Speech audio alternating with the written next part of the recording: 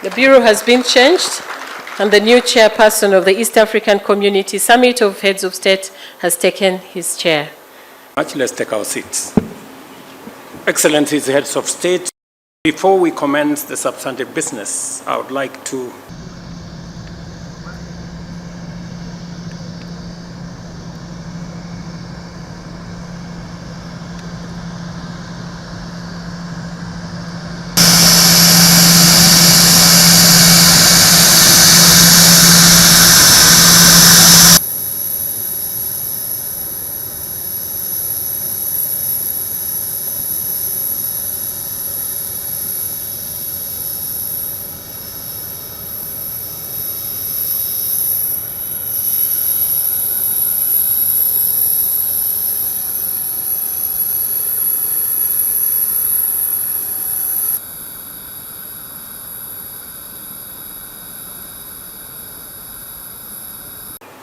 we have made satisfactory progress in the implementation of projects and programs in 4 pillars of the customs union: common market, monetary union, and the political federation.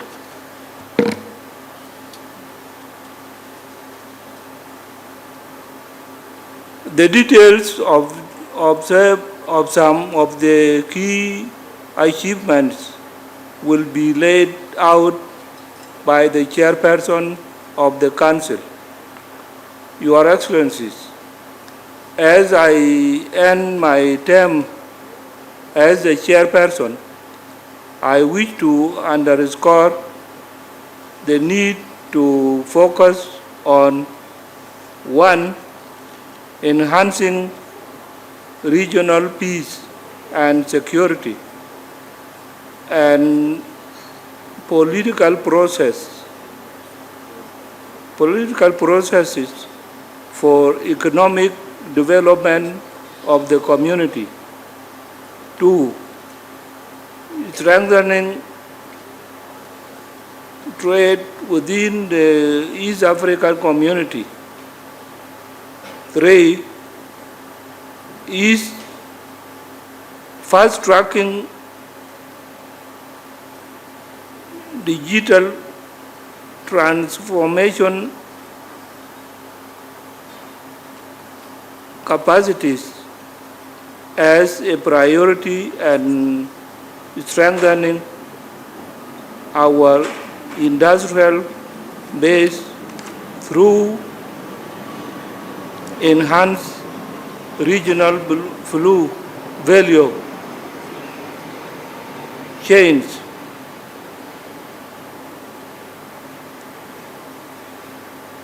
Advancing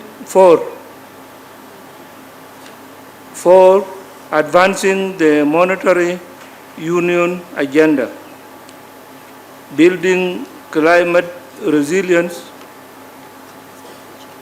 empower our youth through innovation and free enterprise, and ensuring integration benefits reach all East Africans. 5. Enhancing the role out of efficient infrastructure capacities in all the partner states in line with the priority infrastructure program approved by the heads of state with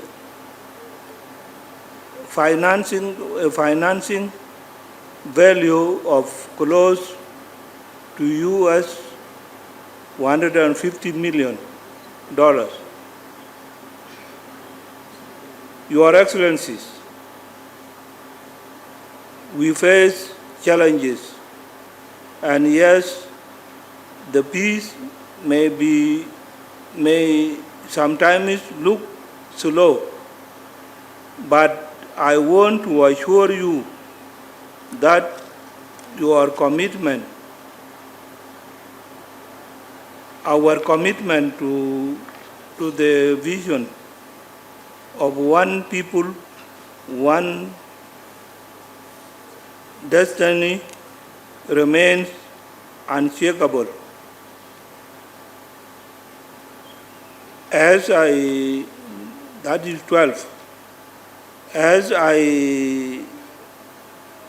share in the coming chairperson, I am grateful for the support that I was accorded by your excellencies and all the organs and institutions of the community. I also wish to thank our development partners for their support to the projects and programs of the community. I warmly request that the support accorded to me be extended to the incoming chairperson. Thank you very much. Former chair and the honorable heads of states, led by our new chair, His Excellency Dr. William Ruto, who will be leading us in the next 1 year, which we have full confidence of his leadership. Her Excellency Veronica, Secretary General of the East Africa Community, Excellencies, ladies and gentlemen, it's a great honor to address this 24th Ordinary Summit of the East African Community, Head of States, and I extend my deepest gratitude to Her Excellency Samia Suluhu Hassan, our host, and the President of the United Republic of Tanzania for the warm welcome and hospitality. And I commend the East Africa Secretariat for their excellent preparation of the summit.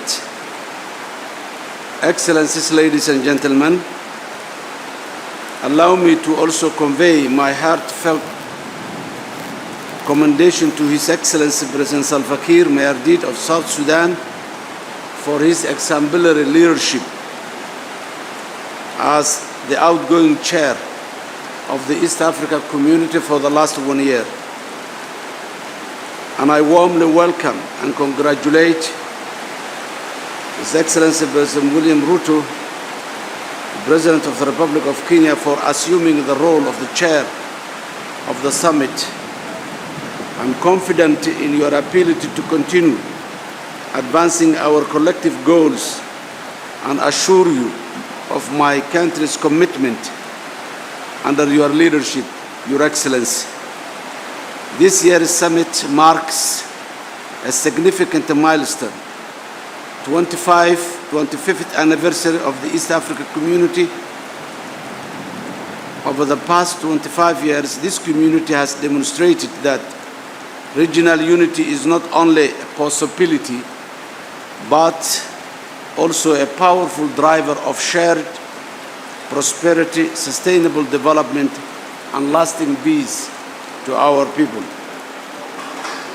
Celebrating the 25 years of progress, the East Africa's remarkable journey over the past 25 years is a testament of our shared vision and determination. From its inception with 3 member states, the East Africa community has grown into a formidable bloc of 8 nations, united by common aspirations. This reflects our collective ambition to promote economic integration, peace, and sustainable development for the benefit of our people. Today, we reflect on our achievements, including the successful implementation of the key frameworks such as the Common Market Protocol, the customs union, and the monetary union. These milestones are complemented by ongoing efforts to eliminate tariff barriers, harmonize fiscal policies, and enhance trade through initiatives like the African Continental Free Trade Area strategy at the continental level.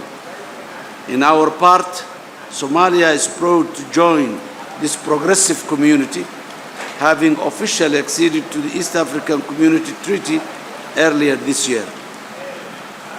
As the newest member, we are committed to contributing meaningfully to the pillars of integration while addressing challenges that threaten regional stability and prosperity.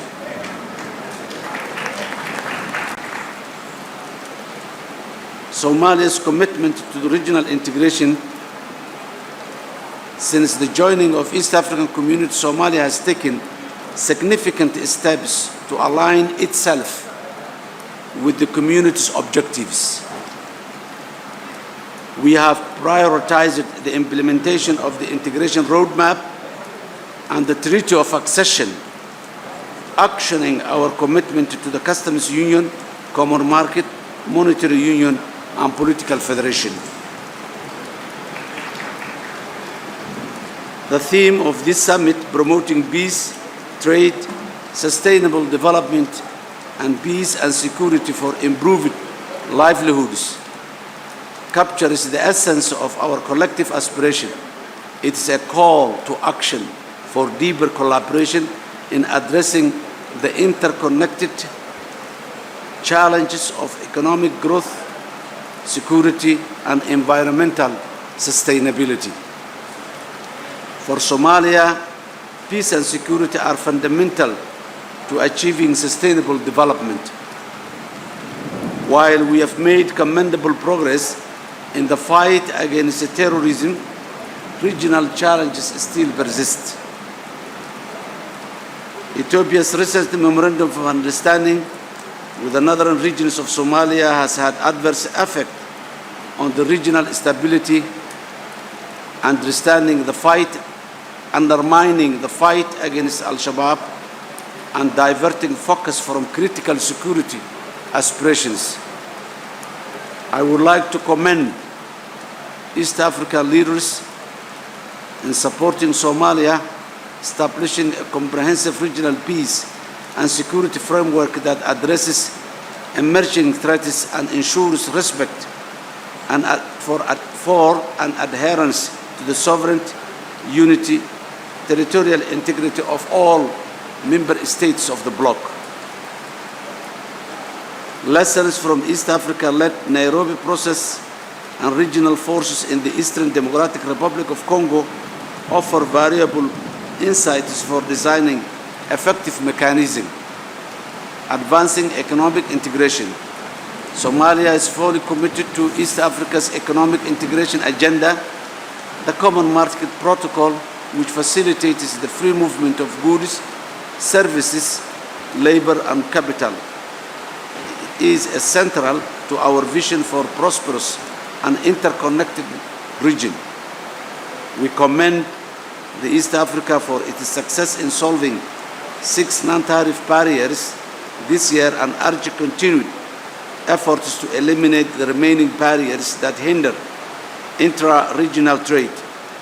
Somalia is also aligning its trade policies with the African Continental Free Trade Area, which is a strategy to the East African community to maximize the benefits of expanded market access and support regional innovation and collaboration.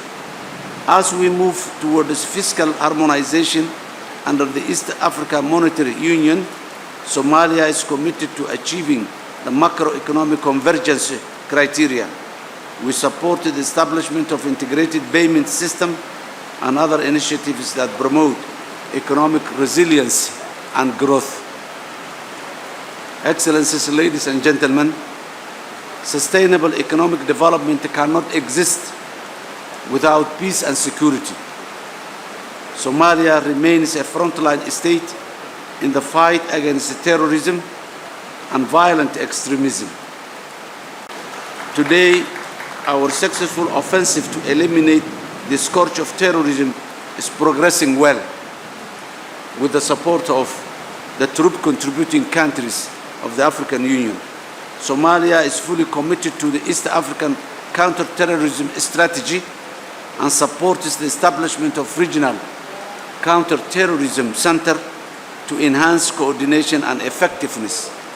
Additionally, we urge the summit to expedite the conclusion of the Mutual Defense Pact, which is essential for the future peace support operations. By effectively working together, we can ensure that peace and security are advanced further to support our positive regional integration aspirations, without which peace and security and stability are not possible. Excellencies, ladies and gentlemen, this 21st anniversary is a moment of pride and reflection. It reminds us of the transformative power of regional integration and the enduring spirit of unity that has guided us through the challenges heralded success. As we look to the future, let us set ambitious goals to build on our achievements, prioritizing infrastructure development, youth empowerment, and climate resilience to ensure the East African community remains a global model for regional cooperation. Excellencies, in conclusion, I would like to commend and recognize the respective decisions that has been taken by our forefathers, the three leaders who established this community more than 60 years ago. They deserve to be remembered in all our walks of life. Somalia urges this summit to reaffirm its commitment to the East African Treaty and its vision for a unified, prosperous, peaceful region. Let us address the challenges that hinder our progress while embracing the opportunities that lie ahead. Together, we can build a region defined by peace, prosperity, and unity, leaving a lasting legacy for future generations. Indeed, we are stronger together. I thank you. People of our region, we will focus on increasing competitiveness, promoting value-added production, boosting inter-regional trade, and driving investment to our economies. These pillars are essential for transforming our economies, creating jobs, and ensuring sustainable development across our countries. Peace, security, political accountability, and good governance are the bedrock of our community's stability. To achieve these aspirations, we must continue to strengthen regional mechanisms that safeguard our sovereignty and collective security while promoting inclusive governance that reflects the aspiration of East Africans. The success of the East African community depends on sustainable financing. The adoption of the 65% equal and 35% assessed financial formula is an important step towards equitable contribution and financial stability. However, I urge partner states to uphold their commitment to the timely disbursement of statutory contributions and fast-track the implementation of the sustainable financing mechanism. This will ensure the EAC Secretariat is well-resourced and empowered to deliver on its mandate. The evidence of our integration is visible in everyday life of our people. Today, as more transformative outcomes of our efforts to build a unified, economically integrated East Africa. Looking ahead, I will work with members of the summit to deliver on key priorities, including enhancing peace, stability, and economic development in our region, increasing intra-EAC trade and investment that now stands at almost 28%, strengthening private sector engagement and the participation of MSMEs in driving economic transformation, the expansion of our community to include South Sudan, the Democratic Republic of Congo, and the Federal Republic of Somalia reflects the growing appeal of the EAC as a model of integration. While this expansion brings opportunities, it also calls for deliberate strategies to ensure the seamless inclusion of new members into our systems. By unlocking the immense potential of our expanded market, we can truly transform the economic landscape of our region, and I commend the recognition of Kiswahili and French alongside English as official languages of EAC. Kiswahili, as a unifying African language, embodies our shared cultural heritage, while French reflects the diversity of our community. This inclusivity strengthens our identity, promotes cohesion, and enhances our capacity to engage effectively, locally, regionally, and in the global stage. Your Excellencies, trade remains a vital engine for economic growth and regional integration. Kenya appreciates the continued support of EAC heads of state in navigating complex trade matters. One such matter is our economic partnership agreement with the European Union, which was necessitated by our transition from least developed countries status. As a country, we face the possibility of losing duty-free and quota-free access to the European Union market, a critical destination for Kenyan exports, particularly fresh produce, such as flowers, fruits, and vegetables. In this context, the EAC Heads of State Summit on the 27th of February 2021 in Arusha endorsed Kenya's decision to finalize an EPA with European Union. This agreement ensured continuity and stability in our trade relations, safeguarding thousands of livelihoods and securing critical export markets for Kenya. Similarly, Kenya concluded an economic partnership agreement with the United Kingdom in 2020, recognizing the necessity of protecting our trade inflows post-Brexit. I am pleased to note that efforts are now underway to accommodate the remaining East African Community partners within this framework as directed by the East African Council of Ministers. And we want to appreciate the foresight of our ministers in getting other partner states to be part of this expanded global market ecosystem. Going forward, I call upon the East African Secretariat to intensify discussions with European Union to facilitate the inclusion of all partner states in the unified trade framework.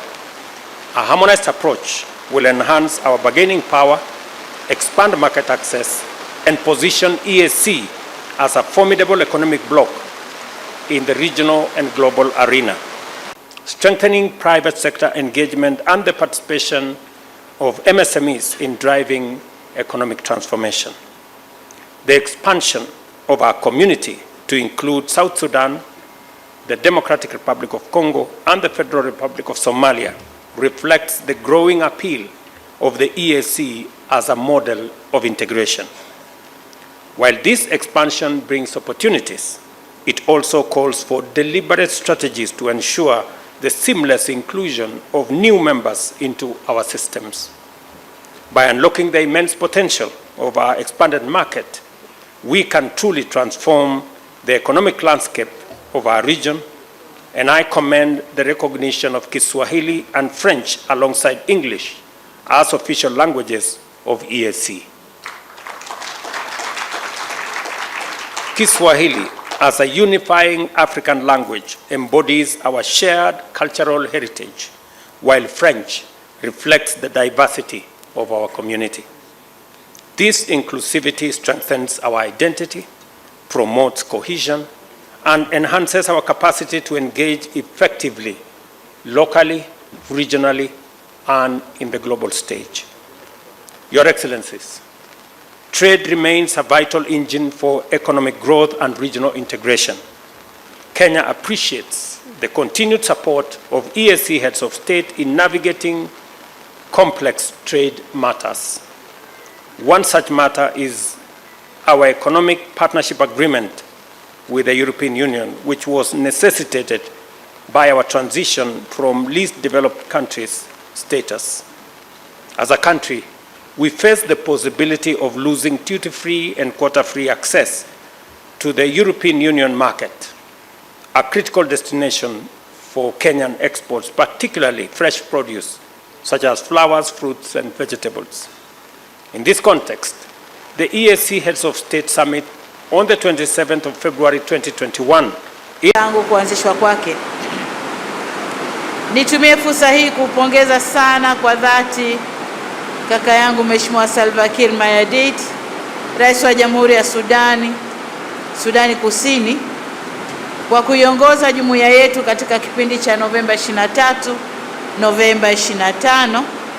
Vile vile nikupongeze sana Rais Ruto wa Jamhuri ya Kenya kwa kuwa mwenye held the 24th Ordinary Summit of the East African Community Heads of State on the 30th November 2024 at the Arusha International Conference Center in Arusha in the United Republic of Tanzania. The heads of state met in a warm and cordial atmosphere. The summit received the progress report of the Council of Ministers for the period 25th November 2023 to 29th November 2024. The summit commended the Council for the progress made in implementing the programs and projects of the community and directed the Council to expedite the implementation of the roadmap for implementing the financing formula and report progress to the 25th meeting of the summit. B, directed the Council to finalize the schedule of sanctions to be implemented alongside the financing formula. C, directed the Democratic Republic of the Congo and the Federal Republic of Somalia to submit names of constitutional experts to the Secretariat by 31st January 2025. D, directed the Republic of Rwanda, Republic of South Sudan, United Republic of Tanzania, the Democratic Republic of the Congo, the Federal Republic of Somalia to conclude national consultations on the EAC Political Confederation Constitution by 30th June 2025. E, directed the Council to make recommendations on the use of variable geometry in the political integration of the community for consideration by the 25th Ordinary Summit. Directed the Attorneys General, Ministers of Justice to conclude the proposal to amend Rule 11 of the Rules of Procedure of the Summit on Quorum and advise the Summit during the 25th meeting of the Summit. Took note of the progress report on the EAC-EU Economic Partnership Agreement and directed the Council to report progress to the 25th meeting of the Summit. Number 3, the Summit received the report of the Retreat of Ministers responsible for Foreign Affairs and EAC Affairs and directed the Council to A, work with the partner states to develop regional guidelines for multidimensional peace support operations and guide future regional peace support operations. B, expedite the conclusion of the EAC Mutual Defense Pact to facilitate peace support operations undertaken by the community, and C, expedite the implementation of the EAC counterterrorism strategy and report progress to the 25th meeting of the summit. Number 4, the summit received a report from His Excellency Uhuru Kenyatta, facilitator of the EAC-led Nairobi process on the restoration of peace and security in the Eastern Democratic Republic of the Congo. The summit noted the deteriorating situation in Eastern DRC and called for cessation of hostilities. The summit resolved that due to the complexities of the parallel processes, the Luanda process and the EAC-led process be merged into one and managed jointly. SADC and EAC should meet to discuss the modalities in consideration of the widespread impact of the situation in DRC on the East African community. Number 5, the summit called for a coordinated approach for the various initiatives and mechanisms to restore peace and security in Eastern DRC and directed urgent implementation of recommendations of previous Nairobi meetings and directed urgent resumption of. Number 6, the summit approved and signed the instrument of adoption of amendments to Article 137 of the treaty to incorporate French and Kiswahili as official languages of the organs and institutions of the community, in addition to English, and Article 132.4 to reflect and facilitate the implementation of the financing formula agreed by the summit.